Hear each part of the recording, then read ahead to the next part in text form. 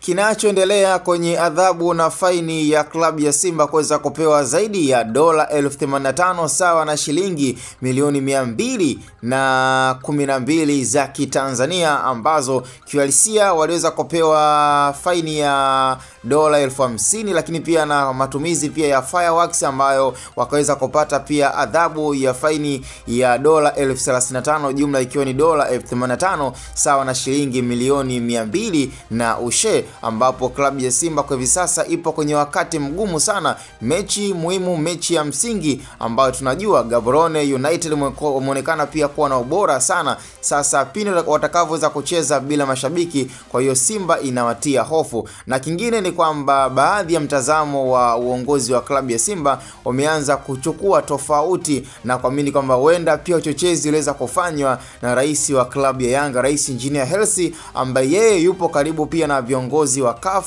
na ili mradi kama kuwakomoa na kuwadhoofisha klabu ya Simba. Ni moja kati ya maono ya baadhi ya mashabiki wa klabu ya Simba, na hata baadhi ya viongozi wakiamini kwamba huenda pia uchochezi uliweza kufanyika kwa Simba kuweza kupewa adhabu, na ili mradi pia waweze kufuatiliwa kwenye kosa liliweza kufanyika kwenye mechi ya fainali ya kombe la shirikisho dhidi ya RSB Berkane, huku Berkane wakiweza kuibuka mabingwa wa michuano ya kombe la shirikisho mwaka